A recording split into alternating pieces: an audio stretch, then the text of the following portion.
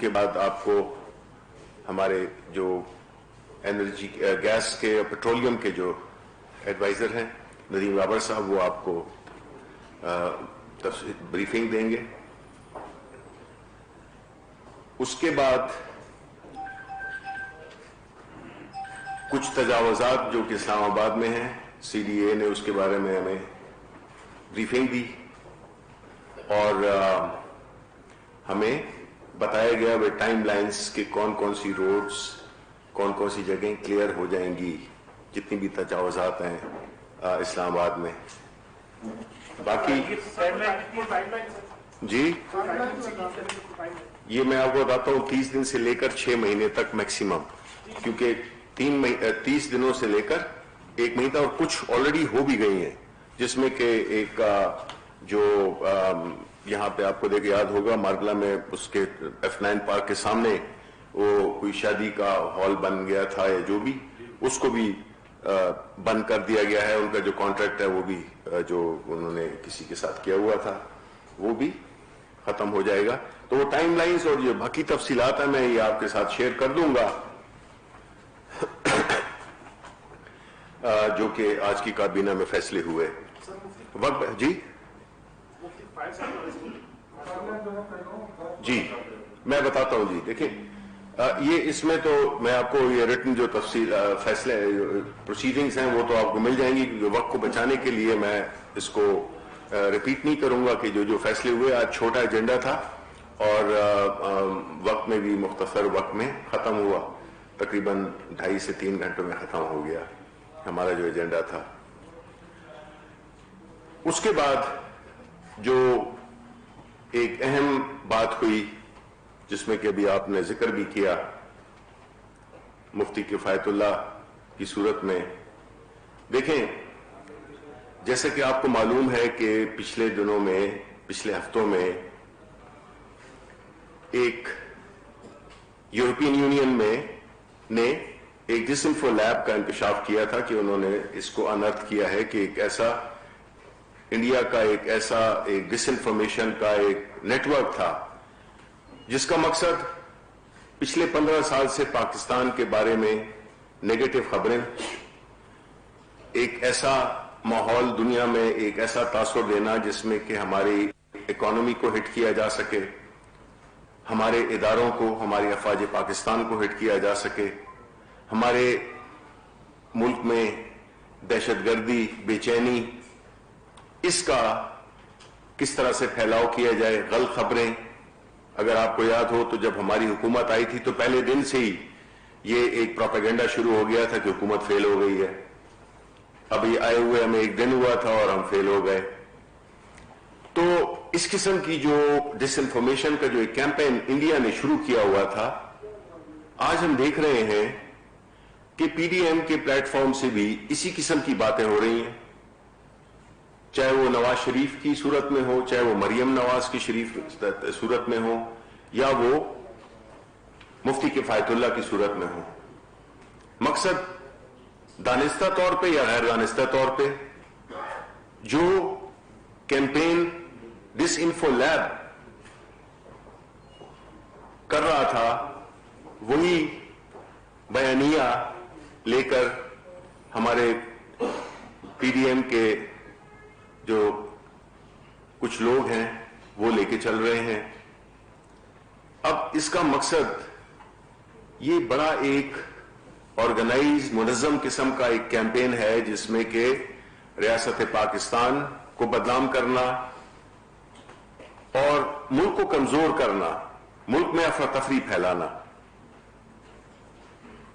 یہ اس کا بنیادی مقصد تھا، جس کا کہ ہم ری پلے دیکھ رہے ہیں، یا اس کا جو ایکچوئل ورژن ہے وہ ہم ابھی یہاں پی ڈی ایم کی صورت میں دیکھ رہے ہیں. تو ایسی صورتحال میں حکومت نے بھی اس کا بڑی ہی سنجیدگی سے نوٹس بھی لیا ہے اور ہم چیزوں کو مانیٹر کر رہے ہیں کہ یہ چیزیں آئسولیشن میں ہو نہیں رہی ہیں. کون حسین حقانی سے منسلک ہے، کون کس کو ایڈوائز کر رہا ہے، یہ ساری چیزیں، یہ رپورٹس ہمیں مل رہی ہیں. اب یہاں پہ اس قسم کی باتیں کرنا جو کہ مفتی کفایت اللہ نے کی ہیں، یہ تو انتہائی شرمناک ہیں، اور اس قسم کی گفتگو سے آپ کچھ بھی نہیں کر رہے سوائے اپنے دشمن کو خوش کر رہے ہیں، کیونکہ جو باتیں یہاں پہ ہوتی ہیں وہ کچھ ہی دیر میں انڈیا کے ٹیلی ویژن، انڈیا کے میڈیا پہ ایز بریکنگ نیوز چل رہی ہوتی ہیں۔ تو آپ ایک جو انڈیا جو کہ ہمارا ازلی دشمن ہے، جو کام وہ کر رہا تھا، آپ ایک قسم کے اگین میں کہوں گا دانستہ یا غیر دانستہ طور پہ آپ اس کے اعلی کار بن گئے اور ایک ایسی صورتحال پیدا کر رہے ہیں جس میں کہ آپ نے دیکھ لیا کہ پی ڈی ایم جس طرح سے وہ شروع ہوا تھا اور جس طرح سے وہ کمزور ہوتا ہوا اب اس حالت پہ آ گیا ہے کہ کئی پارٹیوں کے اندر ان کے خلاف ہی تک تحریک شروع ہو گئی ہے، جیسے مولانا فضل الرحمان ہے۔ آج ابھی ہماری پریس کانفرنس سے پہلے آپ دیکھ رہے تھے کہ مولانا شیرانی کر رہے تھے پریس کانفرنس، میں سن تو نہیں سکا، لیکن یہ ظاہر ہوتا ہے کہ ان کے اندر ہی خود اتنی ٹوٹ پھوٹ ہو گئی ہے کہ اب یہ حکومت کو کیا گرائیں گے اور حکومت سے کیا استعفے لیں گے۔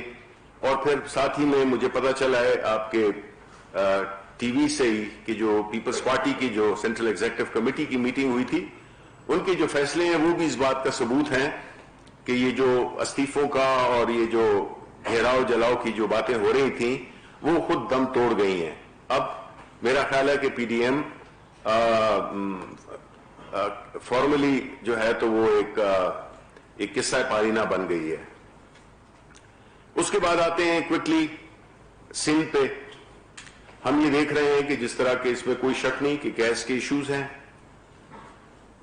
لیکن اس کے ساتھ ساتھ ہی ہم یہ بھی آپ کو بتانا چاہتے ہیں آپ کے توسط سے عوام کو کہ جو سندھ کا رول رہا ہے پچھلے جب سے کہ کووڈ شروع ہوا ہے، پہلے انہوں نے اپنی ایک حکمت عملی بنائی کہ ٹوٹل لاک ڈاؤن کریں گے۔ ہماری جو فیڈرل حکومت ہے اس کی ایڈوائس کے بالکل اپوزٹ انہوں نے یہ فیصلہ کیا، جس سے کہ بڑا نقصان ہوا سندھ میں، جس میں کہ لوگوں کے کاروبار افیکٹ ہوئے، بزنس افیکٹ ہوئی، لوگوں کو بھوک کے لیے ایکسپوز ہوئے۔ اب پھر اس کے بعد جو انہوں نے کووڈ کے بعد جو انہوں نے جو یہ سارا کچھ سیاسی تھا کہ وہ سیاسی طور پہ نہیں چاہتے تھے کہ فیڈرل حکومت کامیاب ہو جائے، لیکن کامیابی دینے والا اللہ ہے۔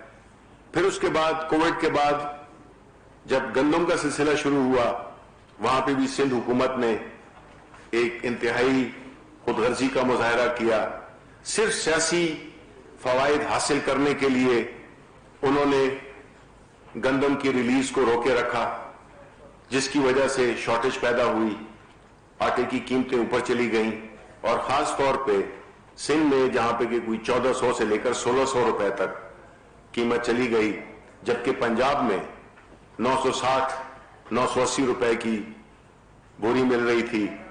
تو اس نے جو ایک پورا سپلائی چین تھی اس کو ڈسٹرب کر دیا، اور پنجاب سے جانے لگی اوپر کی طرف، ساؤتھ کی طرف کراچی کی طرف جانے لگی، سندھ کی طرف جانے لگی۔ اس سے یہ ہوا کہ جو پوری جو ایک فلو تھا وہ ڈسٹرب ہو گیا، اور اس سے پورے ملک میں ایک آٹے کی شارٹیج اور ایک آٹے کی قیمتوں کی میں بڑھاوٹ ہوئی، جس سے کہ ایک بے چینی پھیلی۔ ظاہر ہے کہ مقصد یہی تھا کہ وفاقی حکومت کو سیاسی طور پہ نقصان پہنچایا جائے۔ پھر اس کے بعد اب جب گیس کی باری آئی ہے، پھر انہوں نے اس کو سیاسی طور پہ لے لیا ہے، اور آج وہ آرٹیکل 158 کا حوالہ دے کر یہ باور کرا رہے ہیں جیسے کہ ان کے ساتھ بڑا ظلم ہو رہا ہے۔ اب ایسی صورتحال میں ہم یہ سمجھتے ہیں کہ جو 18ویں ترمیم تھی اس کے بعد صوبوں کا جو رول تھا وہ یہ نہیں تھا کہ وہ ایک آزاد مملکت بن جائیں، بلکہ جو ایک فیڈریشن کا جو کانسیپٹ تھا اس کی جو روح تھی اس کو ہم نے برقرار رکھنا ہے، جس میں کہ کچھ صوبے ہوں گے کسی کا کوئی ایڈوانٹیج ہے، کسی کا کچھ ایڈوانٹیج ہے، کسی کا کچھ ایڈوانٹیج ہے، اور ایک انٹر ڈیپینڈنس کا ماحول جس میں کہ کوئی چیز ایک صوبے میں نہیں ہے تو دوسری میں ہے, اور آپس میں اس طرح کا تعاون, بھائی چارہ اور فیڈریشن کو کہ جتنے بھی یونٹس ہیں ان کو آگے لے جانے کا تھا. لیکن سندھ حکومت اپنی سیاسی مقاصد کے لیے, سیاسی پوائنٹ سکورنگ کرنے کے لیے ایک ایسا ماحول پیدا کرتی ہے جس سے کہ ملک میں یہ تاثر ہو کہ یہاں پہ چیزوں کی کمی ہے, یا قیمتوں میں ڈسٹرب کرنا اور فیصلوں میں دیر کرنا. آپ کو بتائیں گے ندیم بابر صاحب کہ کس طرح سے 1 سال سے زیادہ کا عرصہ لگایا اس 17 کلومیٹر کی ایک جو پائپ لائن بچھانی تھی پورٹ سے ایس ایس جی سی کے, جس کی وجہ سے یہ سارا پرابلم بھی ہوا کہ کیوں ہم ایک خاص مقدار سے زیادہ لا نہیں سکتے تھے. یہ ساری باتیں جو ہیں تو ان کی جو تفصیلات ہیں وہ میں ریکویسٹ کروں گا ندیم بابر صاحب سے کہ وہ آپ کو تفصیلی طور پہ بتائیں کہ یہ جو گیس کا ایشو ہے اور خاص طور پہ یہ جو آنے والا 1 مہینہ ہے اور جو گزرا ہے اس کے بارے میں آپ کو اپڈیٹ کر سکیں. جی بہت شکریہ شبلی بھائی, آپ سب لوگوں کا بہت شکریہ آنے کا. آج میں 2 چیزوں پہ بات کروں گا. ایک تو کل سے ایک پریس میں معاملہ چل رہا ہے کہ چیف منسٹر سندھ نے پرائم منسٹر کو ایک خط لکھا ہے گیس کے حوالے سے. کچھ سیکشنز نے, پرنٹ میڈیا نے اس کا کچھ حصہ چھاپا بھی ہے, تو میں اس حوالے سے کچھ باتیں کروں گا, اور اس کے بعد پھر جنوری اور سپلائی کی جو سچویشن ہے اس پہ بات کروں گا. اگست میں جب مشترکہ مفادات کونسل کی میٹنگ ہوئی, کونسل آف کامن انٹرسٹ, تو اس میں سندھ کی طرف سے آرٹیکل 158 کا ایجنڈا آئٹم جو پہلے سے چلا آ رہا تھا اس پہ میں نے ایک بریفنگ دی کونسل کو, اور اس بریفنگ میں میں نے جون 2020 کے ایکچول نمبرز دکھائے سارے صوبوں کو. میں وہ نمبرز آج آپ کے سامنے دوبارہ پیش کرتا ہوں, کیونکہ جو سندھ چیف منسٹر نے چٹھی لکھی ہے پرائم منسٹر کو, وہ جان بوجھ کے ایک سیریس اکنامک ایشو کو سیاسی رنگ دینے کی کوشش کی گئی ہے, اور یہ نمبرز ان کے پاس موجود ہیں کیونکہ یہ کونسل آف کامن انٹرسٹ میں ہم نے سب صوبوں کو پریزنٹ بھی کیے تھے. جون 2020 میں ایکچول پروڈکشن گیس کی, سیلیبل گیس کی, سندھ کی 2025 تھی, 2025 ملین کیوبک فیٹ, تو تقریباً 2 ملین کیوبک فیٹ آپ سمجھ لیں. اس میں سے 1562 سندھ کے اندر ڈائریکٹلی استعمال ہو رہی ہے, ڈائریکٹلی ایلوکیٹڈ ہے 1562. یہ جون 2020 کے ایکچول نمبرز آپ کو بتا رہا ہوں. اور 463 ملین کیوبک فیٹ ایسی تھی جو سوئی ناردرن کو ایلوکیٹ ہوئی تھی, اور سوئی ناردرن کا آپ کو معلوم ہے کہ مین ان کا ایریا سروس کا پنجاب اور کے پی ہے. لیکن اس 463 میں سے بھی 202 ملین کیوبک فیٹ گیس ایسی تھی جو واپس سوئی ناردرن سندھ میں ہی دے رہا تھا, 2 پاور پلانٹس اور 1 فرٹیلائزر پلانٹ کو. تو جب آپ وہ بھی منہا کر لیتے ہیں تو 261 ملین کیوبک فیٹ گیس تھی صرف سندھ کی, جو سندھ سے باہر جا رہی تھی. جون کے نمبرز میں آپ کو بتا رہا ہوں, اور آج نمبر اس سے بھی تھوڑا کم ہو چکا ہے کیونکہ آپ کو معلوم ہے کہ پروڈکشن ڈکلائن پہ ہے. اس 2061 کے علاوہ تقریباً 150 million cubic feet L N G اوسطاً سندھ میں دی جا رہی ہے. تو اگر آپ وہ اس 261 میں سے منہا کر لیں تو تقریباً صرف 100 کے قریب بچتا ہے جو نیٹ آپ سمجھ لیں سندھ کی گیس سندھ سے باہر جا رہی تھی. یہ بات چیف منسٹر صاحب کے علم میں ہے, میں نے خود بھی ان کو جا کے سارا سمجھایا تھا ان کے دفتر میں کراچی میں, اور پھر کونسل میں بھی یہ بتایا گیا. اب مزے کی بات یہ ہے کہ اس چٹھی میں چیف منسٹر یہ لکھتے ہیں کہ جی سندھ 2500 سے 2600 پروڈیوس کرتا ہے اور اس کو صرف 1000 ملتی ہے. لیکن یہ کہنے کے بعد وہ کہتے ہیں کہ جی اگر آپ پاور پلانٹس یا فرٹیلائزرز جو سندھ میں موجود ہیں ان کو اگر فیڈرل گورنمنٹ گیس دے رہی ہے تو ہم ایز سندھ اس کو ریکگنائز نہیں کرتے. اب یہ بڑی مزہ کا خیز بات اس لیے کہ جب یہ ایلوکیشنز ہوئی تھی تو یا اس وقت مشرف گورنمنٹ کے آخری سال تھے یا پی پی پی گورنمنٹ کے سال تھے یا P M L N government کے سال تھے. جب سے پی ٹی آئی کی گورنمنٹ آئی ہے جہاں سے بھی گیس نکلتی ہے, اگر سندھ سے نکلتی ہے تو وہ آٹومیٹکلی سوئی سدرن کو ایلوکیٹ ہوتی ہے, وہ سوئی ناردرن کو نہیں ہوتی. یہ ہم نے پچھلے 2.5 سال سے یہ پروسیس بنا دیا ہوا ہے. تو اگر کوئی ایسی ایلوکیشن ہوئی فیڈرل گورنمنٹ سے کہ سندھ کی گیس سندھ سے باہر جا رہی ہے, تو آپ یہ کہہ رہے ہیں کہ آپ اپنی حکومت جب آپ کی فیڈرل گورنمنٹ تھی آپ اس کے فیصلے کو ریکگنائز نہیں کرتے. آپ کہہ رہے ہیں کہ پی ایم ایل این جب گورنمنٹ میں تھی جس کے ساتھ آپ کا اشتراک تھا آپ اس کے فیصلے کو ریکگنائز نہیں کرتے, یا آپ کیا کہنا چاہ رہے ہیں؟ اصل میں وہ کہنا یہ چاہتے ہیں کہ جی گیس کے معاملے میں تو ہم ساری گیس خود استعمال کریں گے اور ہم ایل این جی نہیں لینا چاہتے کیونکہ ایل این جی کی قیمت زیادہ ہے. لیکن یہ ہو اس لیے نہیں سکتا کہ ہمارا جو نظام ہے گیس کا بھی اور بجلی کا بھی وہ ایک سینٹرل نظام ہے. 11 نومبر کو جو سی سی آئی ہوئی اس میں بھی میں نے ایک پریزنٹیشن کی جس میں میں نے دکھایا سارے صوبوں کو کہ بجلی کے نظام میں سارے ملک میں ایک قیمت رکھنے کے لیے جو پنجاب کی 5 ڈسکوز ہیں وہ بہتر ہیں, ان کے لاسز بھی کم ہیں, ان کی ریکوریز بھی بہتر ہیں. جو سندھ کے پی اور بلوچستان کی ہیں ان کے لاسز بھی زیادہ, ریکوریز بھی کم ہیں. لیکن حکومت نے فیڈریشن کو اکٹھا رکھنے کے لیے ایک نظام بنایا ہوا ہے, اور وہ نظام یہ ہے کہ سارے ملک میں ایک قیمت رکھی جائے گی. یہی نظام گیس کے سلسلے میں. تو اس لیے یہ کہنا کہ نہیں جی ہم اس کو نہیں مانتے یہ بات مناسب نہیں ہے.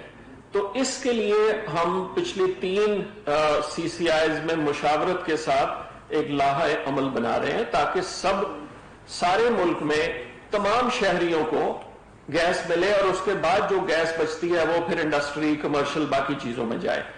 شہری کسی سٹیزن کسی صوبے کا نہیں ہے, سٹیزن پاکستان کا ہے. ہمیں پاکستان کے سٹیزن کو پاکستانی کے طور پہ ٹریٹ کرنا چاہیے.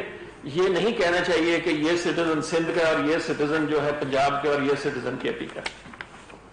یہ تو بات ہو گئی اس چٹھی کے حوالے سے, اور اس پہ پرائم منسٹر کو انہوں نے لکھا ہے اور اس پہ نیچرلی جو فیکٹس اینڈ نمبرز ہیں ان کو بتا دیے جائیں گے, اور ہماری کوشش یہی ہے کہ افہیم و تفہام سے راستہ نکالا جائے.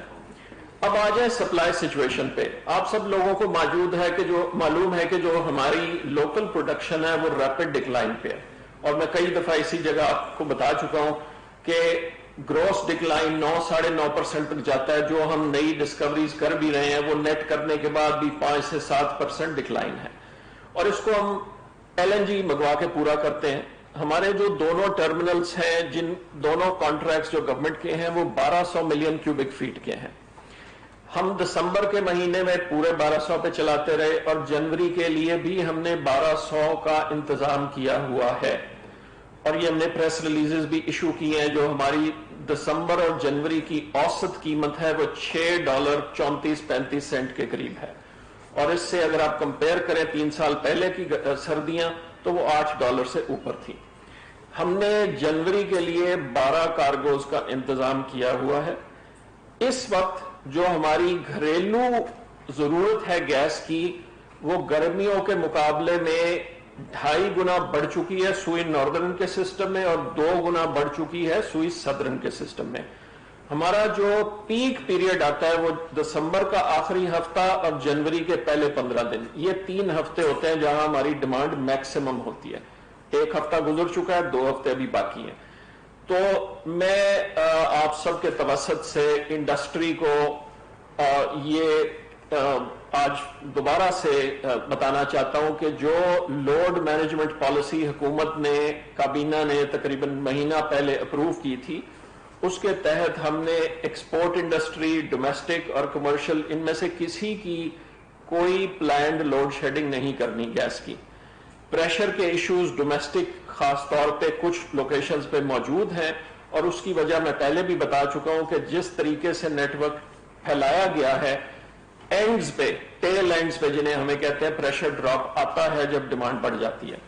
لیکن export sector, general industry, commercial, residential, اس کی کسی کی پلانڈ لوڈ شیڈنگ نہیں ہوگی جنوری کے مہینے میں بھی.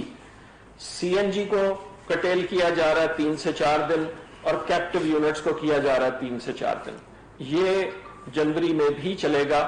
جنوری کی 15 تاریخ کے بعد انشاءاللہ جب ہم پیک پیریڈ سے گزر چکے ہوں گے تو سچویشن تیزی سے بہتر ہونا شروع ہو جائے گی. اب میں بس 2 منٹ اور لوں گا. یہ بار بار یہ سوال اٹھتا ہے کہ جی قیمت بہت زیادہ ہو گئی, قیمت بہت زیادہ ہو گئی. دیکھیں قیمت جو ہے نا اس کو آپ سپاٹ پرچیز جس کو ہم کہتے ہیں وہ آپ کسی ایک مہینے کی نمبر لے کے اس کو لانگ ٹرم کانٹریکٹ کے ساتھ کمپیئر نہیں کر سکتے. اگر آپ نے کرنا ہی ہے تو یہ تو ایکسیپٹڈ بات ہے کہ سردیوں میں سپاٹ پرائس زیادہ ہوتی ہے, گرمیوں میں کم ہوتی ہے, کیونکہ گلوبلی ڈیمانڈ سردیوں میں زیادہ ہو جاتی ہے اور گرمیوں میں کم ہو جاتی ہے. اگر کمپیئر کرنے ہے تو سارے سال کا کمپیئر کر لیں جس سے سیزنالٹی کا افیکٹ سامنے آ جاتا ہے. تو آج صبح بھی ہم نے ایک پریس ریلیز ایشو کی ہے کہ 2020 پورے سال میں جتنے بھی کانٹریکٹس کے اندر ہم نے LNG کے کارگوز منگوائے ہیں ان کی ٹوٹل کی اوسط قیمت $8.06 آئی ہے. اور جتنے سپاٹ کارگوز منگوائے ہیں سارے سال میں جس میں 4 مہینے سردیوں کے ہیں, جنوری, فروری, نومبر, دسمبر, یہ $6.84 آئی ہے. 18% کا فرق ہے. ایک کارگو کو اٹھانا بھلے وہ جنوری کا یا فروری کا اور کہنا کہ جی یہ دیکھیں یہ تو بہت زیادہ قیمت ہو گئی تو ہم نے تو پتہ نہیں کیا جرم کر دیا, یہ مناسب بات نہیں ہے. یہ صرف پولیٹیکل سپن ہے. تو اس لیے میں صرف کنکلوڈ کرتے یہ کہتا چلوں کہ جنوری کی 1200 ہم نے منگوائی ہوئی ہے LNG. جو شبلی بھائی نے بات کی 17 کلومیٹر کی پائپ لائن کی, میں اس پہ بس آخری 2 جملے اس پہ کہہ دوں. یہ سب کو معلوم ہے کہ ہم 1.5 سال تقریباً سندھ گورنمنٹ کو بار بار کہتے رہے کہ ہمیں اجازت دے دے راہداری کی تاکہ ہم وہ 17 کلومیٹر بنا سکیں. اور اس کی وجہ یہ تھی کہ اس وقت ہم 1200 کی ہماری ٹرمینل کیپیسٹی ہے اور 1200 کی ہی پائپ لائن ہے. اگر ہم ٹرمینلز کو ایکسپینڈ کر بھی لیں یا نیا ٹرمینل لگ بھی جائے تو پورٹ سے ایڈیشنل گیس موو کرنا ممکن نہیں تھا. اس کے لیے ہمیں یہ لائن بنانی تھی. اس لائن کی ہمیں اکتوبر کے تیسرے ہفتے میں ایک چٹھی کے تھرو اجازت ملی سندھ گورنمنٹ سے. سندھ کیبنٹ نے ابھی بھی اسے اپروو نہیں کیا ہوا جہاں تک مجھے معلوم ہے, یا ہمیں کم از کم کنوے نہیں کیا گیا. ایک چٹھی کے تھرو اجازت دی گئی کہ آپ یہ کنسٹرکشن کر لیں. ہم نے اکتوبر کے تیسرے ہفتے کے اینڈ پہ اس پہ کام شروع کیا. اور میں خوشی محسوس کرتا ہوں آپ سب کو بتاتے ہوئے کہ 2 دن پہلے ہم نے یہ لائن کمپلیٹ کر لیا. 2 دن پہلے چالو کر دیا. 24 دسمبر جی 24 کو ہم نے کمپلیٹ کیا, 25-26 کو ہم نے ٹیسٹ کیا. اب یہ لائن تیار ہے.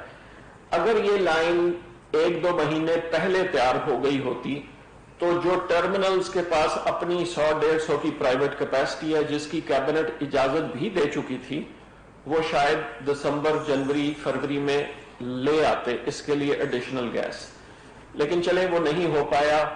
جنوری کے لیے بہت لیٹ ہو چکی ہے, شاید فروری مارچ میں آنا شروع ہو جائے. بلکہ آج کل میں ہم ٹینڈر بھی کر رہے ہیں کہ جو کوئی ایڈیشنل لانا چاہتا ہے وہ لا سکتا ہے, گورنمنٹ کی اس پہ اجازت موجود ہے. یہ سچویشن ہے گیس کی. میں آخر میں یہ کہتا چلوں کہ دسمبر اور جنوری ہمیشہ ڈیمانڈ جیسے میں نے بتایا ڈبل ٹرپل ہو جاتی ہے, اس لیے ہمیشہ شارٹیج آتی ہے. لیکن ایک سوال جو شبلی بھائی بھی مجھے بار بار پوچھتے ہیں اور بھی پوچھتے ہیں لوگ کہ ہر سال سردیاں آتی ہیں تو ہم کیا کر رہے ہیں. بات یہ ہے کہ اگر ہم نے سارے سال میں 2 مہینے کو کیٹر کرنے کے لیے ایک نیا ٹرمینل لگانا ہے جس کے 10 مہینے فری رکھ کے اس کے پیسے دیتے رہیں اور صرف 2 مہینے استعمال کریں, اس کی اکنامک سینس نہیں بنتی, کیونکہ یہ ساری کاسٹ, اس کا سارا خرچہ عوام پہ آئے گا. اسی لیے ہم نے کہا کہ پرائیویٹ سیکٹر لگائے اور وہ ان 2 مہینوں میں بھی ایڈیشنل سپلائی لائے اور اپنے گاہک ڈھونڈے. بے شمار لوگ ہیں انڈسٹریل جو لینا چاہتے ہیں اور پرائیویٹ سیکٹر سستی بھی لا سکتا ہے. اور انشاءاللہ ہمیں امید ہے کہ اگلے مہینے کے آخر تک پہلا پرائیویٹ ٹرمینل کنسٹرکشن بھی شروع کر دے گا جو انہوں نے ہمیں بتایا. بہت شکریہ. رضوان صاحب ایکسپریس سے. شبلی صاحب آپ سے میرے سوال کے 2 حصے ہیں. پہلا حصہ یہ ہے کہ مفتی کفایت اللہ کے خلاف جو کارروائی ہو رہی ہے اس کا کرائٹیریا کیا ہوگا کہ جو بھی فوج کے خلاف بیان بازی کرے گا اس کے خلاف مقدمہ ہوگا, اور آیا اس میں اور بھی کچھ لوگوں کا نام زیر غور ہے؟ دوسرا ندیم بابر صاحب بھی یہاں بیٹھے ہیں, ہم نے دیکھا 2 ہفتے پہلے ایک رپورٹ آئی تھی پیٹرول بحران سے متعلق, اور اس کے اوپر ایک کمیٹی بنائی گئی تھی 4 کی, اور اس کمیٹی نے 1 ہفتے کے اندر سفارشات دینی تھی کہ کیا ایکشن ہوگا, لیکن 2 ہفتے گزر چکے ہیں, ابھی تک کوئی اس کے اوپر کوئی چیز سامنے نہیں آئی, تو اس پر ذرا کامنٹ کرتے ہیں. میں پہلے دوسرے کا میں پہلے آپ کے دوسرے سوال کا جواب دے دوں. وہ کمیٹی اسد عمر صاحب نے ہیڈ کرنی تھی. اسد عمر صاحب کو آپ کو معلوم ہے کووڈ ہوا ہے, تو وہ 2 ہفتے سے وہ آ بھی نہیں رہے. اب آج ہی ان سے بات ہوئی ہے, وہ بہتر محسوس کر رہے ہیں, تو ہمیں امید ہے کہ انشاءاللہ اگلے چند دنوں میں وہ اس پہ میٹنگ کال کر لیں گے اور پھر اس کی آگے سفارشات پیش ہو رہے ہیں. جی دیکھیں, آپ کو پتہ ہے کہ آئین پاکستان میں کچھ چیزیں ہیں جو کہ بڑی کلیئرلی لکھی ہوئی ہیں, اور اس سلسلے میں بڑا کلیئر ہے آئین, جس میں کہ قومی اداروں پہ, جس میں کہ عدلیہ بھی شامل ہے, پاک افواج بھی شامل ہیں, کہ اس کو آپ اگر ڈسٹریبیوٹ میں لائیں گے تو وہ ایک قانون کی خلاف ورزی ہوگی.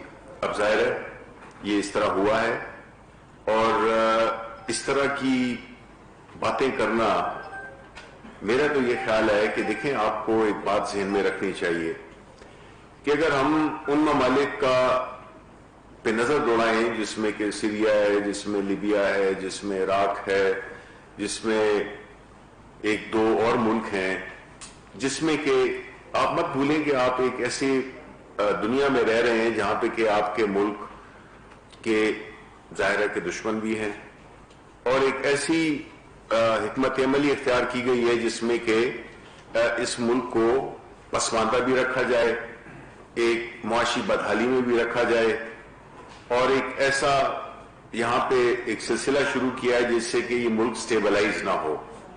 اب ایسی صورتحال میں کچھ تو ہمارے نون دشمن ہیں, جس طرح کہ انڈیا ہے, کہ جو ہمیشہ برسر پیکار آتے ہیں.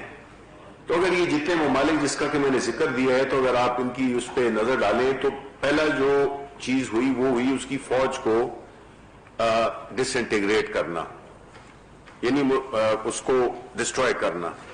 جب وہ ڈسٹروائے ہو گئی تو پھر ان کے لیے واک اوور تھا.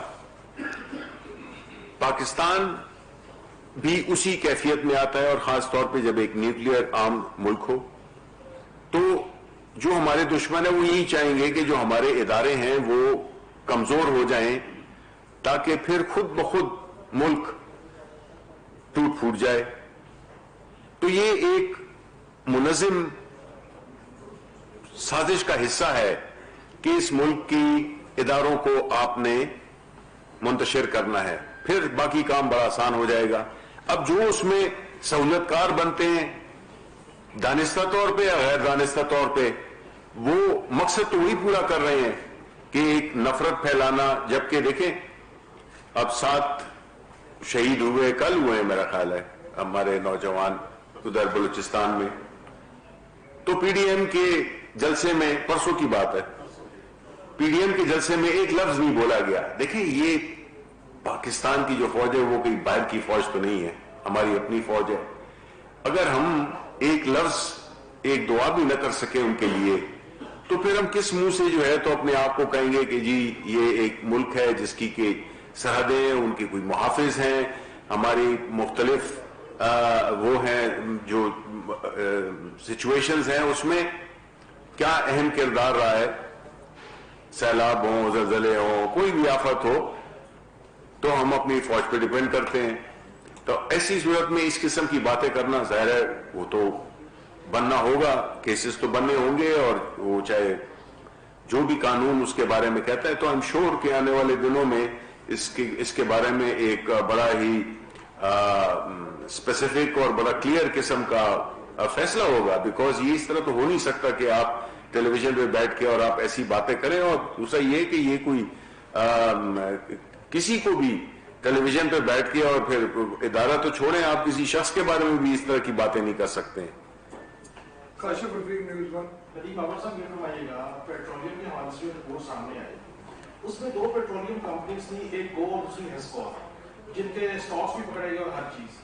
کیا یہ بات درست ہے کہ ان دونوں کا جو سپلائر ہے وہ ایک ہی ہے وائٹل اور یہ کہیے گا کہ ہیسکول کے جو کنٹری ہیڈ کو ڈیل کر رہے ہیں وہ رحمان ملک صاحب کے برخوردار ہیں، انہوں نے آپ کو ان کا کوئی کارگو چھوڑنے کے لیے کہا تھا یا نہیں؟ اور اگر ایسی بات ہے تو آپ ان کمپنیز کی جو آنرز ہیں ان کی ڈیٹیل کیوں نہیں نکالتے تاکہ پتہ لگے؟ Thank you. جہاں تک رحمان ملک صاحب کا تعلق ہے، نہیں ایسا ہم سے تو کسی نے کوئی رابطہ نہیں کیا. ہیسکول کا کنٹرولنگ شیئر ہولڈر بیٹول ہے، بالکل درست ہے. اور گو میں جہاں تک میرا علم ہے، گو میں تقریباً شاید 10 یا 15% شیئر ہولڈنگ تھی ہیسکول کی، جو شاید اب وہ بیچ چکے ہیں. مجھے ابھی کا نہیں معلوم لیکن پہلے ہوتی تھی. تو ان دونوں کے خلاف جو بھی ایلیگیشنز ہیں رپورٹ میں، ان پہ منطقی انجام پہ قانوناً جو بھی کارروائی ہے وہ بالکل کی جائے گی. رحمان ملک صاحب کا میں نے آپ کو بتا دیا، میرے علم میں نہیں ہے. میرے خیال میں ہیسکول کا جو کنٹری ہیڈ ہے وہ ان کا برخوردار نہیں ہے. ابھی چند مہینے پہلے ایک نیا شخص آیا، میرا نہیں خیال کہ وہ ان کا برخوردار ہے، لیکن انفارمیشن اونرشپ کی وہ تو ایس سی سی پی سے اویلیبل ہے، اور جہاں تک ہماری نالج ہے ہم بھی آپ کے ساتھ شیئر کر سکتے ہیں. جی سلام. صاحب یہ اس وقت جو گیس کی شارٹیج ہے، آپ نے اس کا جواب دینے کی بجائے ایک اینکر کے ہمیشہ آپ آ کے ان کے اٹھائے گئے سوالوں کے یہاں جواب دیتے ہیں، تو یہ اعتراض ہے، آپ ان کے پروگرام میں چلے جائیں. دوسرا مجھے یہ بتائیں، آپ کہہ رہے ہیں آپ کی باتوں کا مقصد یہ ہے کہ 15 جنوری تک شارٹیج رہے گی، جو اس وقت شدید شارٹیج ہے. تو آپ نے ایک تو یہ بھی نہیں بتایا کہ سپلائی کتنی ہے اور ڈیمانڈ کتنی ہے اس وقت ڈومیسٹک کا. سر میری بات ختم نہیں ہوئی.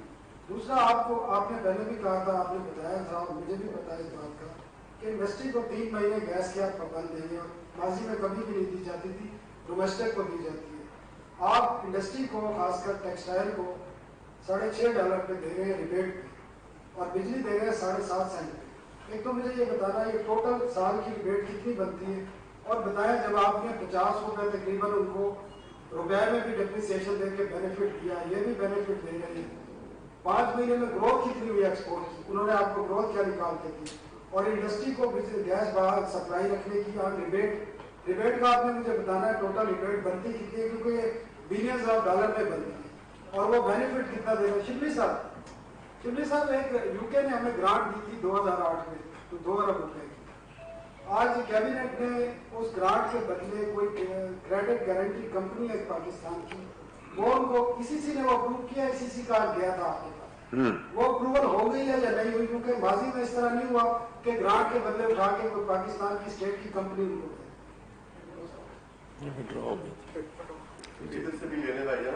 میں ان کا جواب دے دوں. جو گیس اور بجلی کی مد میں ٹوٹل بجٹ میں سبسڈی اس سال رکھی گئی ہے وہ 20 ارب روپے ہے ٹوٹل. اور بجلی کا میں آپ کو بتاتا جاؤں کہ پہلے سال کے پہلے 2 مہینوں کے بعد بجلی کا ریٹ انڈسٹری کے لیے 9 سینٹ کر دیا گیا 7.5 کی بجائے. تو یہ دونوں چیزوں کو ملا کے تقریباً 20 ارب بجٹ میں موجود ہے. جی انڈسٹری کی بات کریں، ایکسپورٹ سیکٹر 5 ایکسپورٹ سیکٹرز کا ملا کے 20 ارب ہے، اور یہ 20 ارب بھی اس میں سے 16 ارب بجلی کے لیے اور صرف 4 ارب گیس کا ہے، جو $6.5 کی آپ نے بات کی. پھر آپ نے بات کی کہ جی انڈسٹری کو ہم دینے کے پابند نہیں ہیں. یہ آپ کی بات درست ہے کہ جن لوگوں نے پچھلے تقریباً 8 سے 10 سال میں نئے کنیکشن لیے ہیں، ان کے اگریمنٹ میں یہ لکھا ہوتا ہے کہ جی سردیوں کے 3 مہینے حکومت آپ کی گیس کاٹ سکتی ہے. جو پہلے سے چلے آ رہے ہیں ان اگریمنٹس میں یہ نہیں ہے. اس موضوع پہ کابینہ میں ECC میں کافی بحث ہوئی، اور بحث کے بعد یہ طے کیا گیا کہ جو ایکسپورٹ سیکٹر ہے اس کو ہم نہیں کاٹیں گے، کیونکہ ایکسپورٹ اس وقت ہم نے انڈیا کی، بنگلہ دیش کی، ویتنام کی اور سری لنکا کی، ان کی ایکسپورٹ مارکیٹ تھوڑی سی کیپچر کی ہوئی ہے. 2% نہیں تقریباً جو میرا شعبہ نہیں ہے لیکن جو مجھے یاد ہے میرے خیال ہے 6.5% کا نمبر سننے میں آیا ہے. دیکھیں جو نومبر کی ایکسپورٹس تھیں، جس کو کہ میں نے پہلے بھی کہا تھا اور پھر کہتا ہوں کیونکہ ایک اخبار نے اس کو غلط رنگ دیا اور یا وہ سمجھے نہیں، بہت معتبر اخبار ہیں. میں نے یہ کہا تھا کہ 10 سال میں، گزشتہ 10 سال میں یہ ایک ریکارڈ ایکسپورٹ ہوئی ہے نومبر کے مہینے میں. میں اس پہ آج بھی قائم ہوں, پھر ریپیٹ کر رہا ہوں.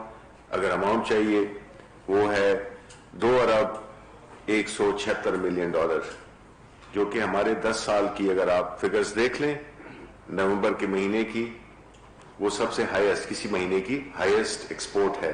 تو جو ثناء اللہ کا سوال تھا وہ بنیادی طور پہ یس, یہ ہماری پچھلی کیبنٹ میں بھی ڈسکس ہوا تھا کہ ہم نے, جس میں کہ اب دیکھیں نا, یہ اہم سوال تھا اور یہ بات ہم نے ڈسکس پہلے بھی کی ہوئی ہے کہ جو آپ کی سوال کا بنیادی مقصد وہی ہے کہ ہم کاسٹ بینیفٹ انالیسس کریں کہ اگر ہم نے کوئی فیسلٹیز دی ہیں اپنے ایکسپورٹ سیکٹر کو یا کسی بھی سیکٹر کو, تو اس سے اس کی پرفارمنس میں, اس کی کمپیٹیٹیونیس میں کیا, ملک کو کیا فائدہ ہوا ہے. بہت اچھا سوال ہے. اور لیکن میں آپ کو یہ بھی, آپ کو خوشی ہوئی جانتے ہوئے کہ پرائم منسٹر صاحب اس بات کو ڈسکس کر چکے ہیں اور اس پہ ایک ایکسرسائز ہو رہی ہے جس میں کہ ہم ہر جگہ جہاں پہ کہ ہم نے سہولیات دی ہیں اس نظر سے کہ اس سے ان کی کمپیٹیٹیونیس بڑھ جائے اور ان کی ایکسپورٹس بڑھے, ان کا کاسٹ بینیفٹ انالیسس ہوگا اور ہم انشاءاللہ آپ کے ساتھ 1 مہینے 2 میں آپ کے ساتھ شیئر کریں گے. جی میں معذرت چاہتا ہوں, اس کے بارے میں آپ کو اس وقت جواب نہیں دے سکتا. یہ بتائیے کہ آپ نے بعض سیاستدانوں کے بیانات کا حوالہ دیا ہے کہ جن کی بات میڈیا کے, بھارت کی میڈیا میں سنائی دی جاتی ہے. یقیناً ایسے بیان نہیں ہونے چاہیے جس سے ریاست پاکستان کمزور ہو, لیکن اس وقت وزیر اعظم عمران خان کا ایک یہاں سے 100 کلومیٹر دور ایک چکوال میں دیا گیا بیان نہ صرف عالمی میڈیا کی زینت بنا ہے, اس کی کوریج ہوئی ہے, بلکہ سب سے زیادہ سوشل میڈیا پر اس کی کوریج ہو رہی ہے اور اپوزیشن جماعتوں کی طرف سے اس پر اعتراض اٹھایا جا رہا ہے. وہ بیان یہ تھا کہ اگر کسی نے نارو دیا تو وہ ملک سے غداری ہوگی, ملک سے دشمنی ہوگی. ان کا مطلب کیا تھا؟ وہ اپنے آپ کو کہہ رہے تھے کہ اگر میں نے دیا, ان کا مطلب کیا تھا؟ یہ کون کو جانا چاہتا ہے. دیکھیں اس میں میرا خیال ہے اس کو آخری سوال سمجھے, میں اس کا جواب آپ کو دیتا ہوں. یہ بھی ایک اہم سوال ہے, اچھا آپ نے پوچھ لیا. دیکھیں جو پرائم منسٹر عمران خان کہتے ہیں اور جو انہوں نے چکوال میں کہا, آپ کو یاد ہوگا کہ اگر NRO ملا تھا نواز شریف کو یا باقی جماعتوں کو, وہ ایک ڈکٹیٹرشپ کے دور میں ملا تھا. پرائم منسٹر صاحب کا یہ ان کی سوچ ہے, یہ ان کا ماننا ہے, یہ ان کا ایمان ہے کہ کوئی سے مراد یہ ہے کہ کوئی بھی حکومت اگر NRO دیتی ہے تو اس سے ملک کو بہت زیادہ نقصان ہوگا, جو کہ ہوا ہے. اگر یہ اسی وقت ان کو یہ NRO نہ ملتا, نواز شریف کو, آصف علی زرداری کو, باقی جو پارٹیاں تھیں, تو آج ہماری صورتحال بڑی مختلف ہوتی. کیونکہ ہوا یہی ہے کہ یہ وہ بڑے لوگ ہیں جنہوں نے کہ اس ملک پہ حکومتیں کر کے مختلف عہدوں پہ رہ کے اس ملک کی دولت کو لوٹا ہے. تو جب ان کو NRO مل گیا تو بات ختم ہو گئی. تو ہماری تو پارٹی کا بنیادی جو روح ہے, جو ہماری بنیادی جو ہمارا نظریہ ہے, وہ یہی ہے کہ کرپشن کو ہم نے کسی صورت میں برداشت نہیں کرنا, ہم نے احتساب کرنا ہے. ہم نے ان اداروں کو جو احتساب کرتے ہیں ان کے لیے راہ ہموار کرنی ہے, ان کے کام میں دخل نہیں دینا. ان کے آگے جو رکاوٹیں ماضی میں حکومتیں دیتی تھیں ان کو ہمارا ہٹانا ہے اور ان کو امپاور کرنا ہے کہ ان کے راستے میں کوئی وہ نہ ہو سکے. تو ان کا بیان یہی تھا کہ مقصد یہی تھا کہ وہ غداری کریں گے اپنی نظریے کے ساتھ اور اس ملک کے ساتھ کہ اگر وہ دے, اور کوئی بھی حکومت دے, وہ جو ہے تو غداری ہوگی ملک کے ساتھ. یہ بتا دیں کہ آج آپ نے دیکھا کہ مولانا محمد علی شیرانی جو ہے انہوں نے پریس کانفرنس کیا اور جمہوریت علماء پاکستان نئی بنانے کا اعلان کیا ہے. اس کے اوپر آپ کیا کہتے ہیں؟ دوسرا, ندیم بابر صاحب, بلاول صاحب کہتے ہیں کہ زیادہ بارش ہو تو زیادہ پانی آتا ہے. آپ کہتے ہیں گرمی زیادہ ہو تو بجلی غائب ہو جاتی ہے اور سردی زیادہ ہو تو گیس غائب ہوتی ہے. کس ٹرک کی بتی پیچھے آپ نے ہمیں سیاستدانوں نے لگایا؟ نہیں, یہ تو آپ الٹا کہہ رہے ہیں جو بلاول نے کہا ہے. اچھا جی, یہ سوال نہیں تھا, یہ اسٹیٹمنٹ تھی. اسٹیٹمنٹ. آپ جواب دیں. دیکھیں مولانا شیرانی کا مولانا شیرانی کا جو آج کی جو پریس کانفرنس تھی گو کہ میں نہیں سن سکا، لیکن ان کے گزشتہ دنوں کے بیانات اور آج کی پریس کانفرنس کا ان کا کرنا اس بات کی گواہی دیتا ہے کہ مولانا فضل الرحمان نہ صرف یہ کہ بقول مولانا شیرانی کے سلیکٹڈ ہیں، انہوں نے جمعیت علماء اسلام کی جو بنیادی پارٹی تھی اس میں اپنا ایک گروہ بنا لیا جس کو کہ انہوں نے فے کا نام دیا، اور ان کی جو بنیادی پارٹی کی جو ایک اپنی ہر پارٹی کا اپنا ایک نظریہ ہوتا ہے، ایک سوچ ہوتی ہے، اس سے ہٹ کر اور اپنی سیاست کو اپنے ذاتی مفادات کے استعمال کے لیے اس پارٹی کو پلیٹ فارم کو استعمال کرنے سے انہوں نے بغاوت کی ہے، اور انہوں نے مولانا فضل الرحمان کو یہ کلیئرلی بتا دی ہے کہ جس راستے پہ وہ چلے ہوئے ہیں، جس میں کہ اسلام کا نام، اسلام کا جو ان کا جو پیغام ہے، بجائے اس پہ فوکس کرنے پہ آپ نے اپنے لیے اثاثے بنائے، اور ساتھ ہی ساتھ میں جو مذہبی رہنما ہیں باقی ان کی پارٹی کو بدنام کیا۔ تو ان کا یہ گروپ کا علیحدہ وہ گروپ بنانا یہ تو ان کا اندرونی معاملہ ہے، ہمارا تو اس سے کوئی لینا دینا نہیں ہے، لیکن بعض ہیں پارٹی میں مولانا شیرانی ایک بڑا اونچا مقام رکھتے ہیں، انہی نے مولانا فضل الرحمان نے ہی انہیں اسلامی نظریاتی کونسل کا چیئرمین نامینیٹ کیا تھا، اور جو کہ وہ بنے، اپنا ان کا ایک تشخص ہے، اور جمعیت علماء اسلام کے لیے ان کی خدمات ہیں۔ تو اگر انہوں نے ایسے کیا ہے تو ہم ان کو اپنی طرف سے ہم ان کو مبارکباد دیں گے کہ ایک اچھی ایڈیشن ہوئی ہے۔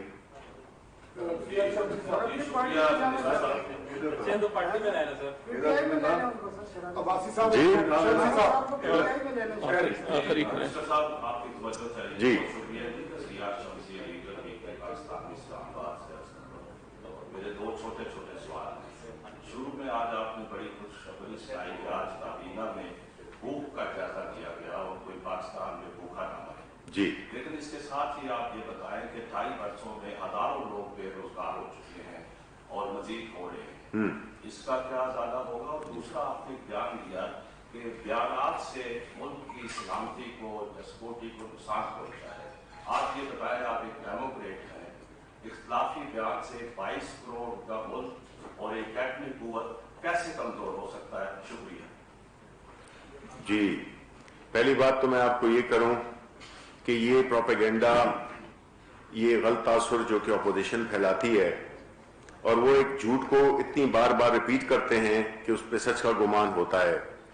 پہلی بات تو یہ ہے کہ بات ہوتی ہے کہ جی کروڑ نوکریاں یا 5 لاکھ گھر، یہ تو کب کہا تھا کہ 2 سال میں یہ تیار ہو جائیں گے، اور اللہ تعالیٰ کا فضل ہے انشاءاللہ جب ہماری حکومت ختم ہوگی یہ وعدے ہم پورے کر کے جائیں گے، نمبر 1۔ دوسری بات یہ ہے کہ آپ یہ بات بھول جاتے ہیں، اس میں میں یہ کہوں گا کہ یہ اللہ تعالیٰ کی ناشکری ہے کہ آپ اگر پوری دنیا میں دیکھیں، امریکہ دیکھیں، یورپ دیکھیں، اپنے ہمسائے ملک انڈیا کو دیکھیں، کتنے لاکھوں کروڑوں لوگ بے روزگار ہوئے ہیں کورونا کی وجہ سے، کتنی ان کی اکانومی کو فرق آیا ہے، کتنی جانیں گئی ہیں، کتنے کاروبار تباہ ہوئے ہیں۔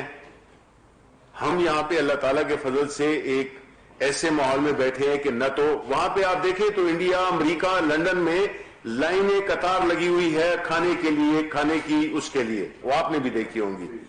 ایسے حالات میں اس ملک کو جس طرح سے پرائم منسٹر عمران خان کی حکومت نے ایک بڑے ہی سٹیبل طریقے سے جسے کہتے ہیں کہ سافٹ لینڈنگ کرائی ہے، یہ تو اللہ تعالیٰ کا شکر کرنا چاہیے کہ ایسے عالمی حالات ایسے ہیں جس میں کہ انڈسٹریز بیٹھ گئی ہیں، لاکھوں لوگ امریکہ میں، لاکھوں لوگ برطانیہ میں، کروڑوں لوگ انڈیا میں بے روزگار ہوئے ہیں، غربت کی سطح سے نیچے آئے ہیں۔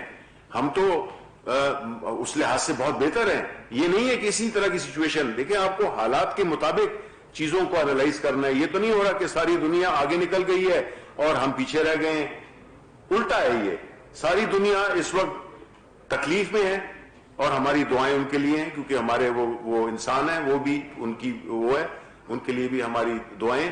لیکن یہاں پہ تو ایسے حالات ہیں کہ جس میں کہ ہمیں اللہ کا شکر ادا کرنا چاہیے, اور ان حالات پہ ہماری بڑی وہ ہے. ظاہر ہے کہ اب ادھر سے ہم بہتری کی طرف ہی جائیں گے. اب آپ آنے والا جو 2021 کا انشاءاللہ جو سال ہے وہ تو اپنا پرائم منسٹر صاحب آپ کو خود بتائیں گے, لیکن انشاءاللہ جو 21 کا سال ہے وہ ترقی کا, خوشحالی کا اور اکنامک پراسپیرٹی کا سفر جو ہے ہمارا ادھر زور پکڑے گا.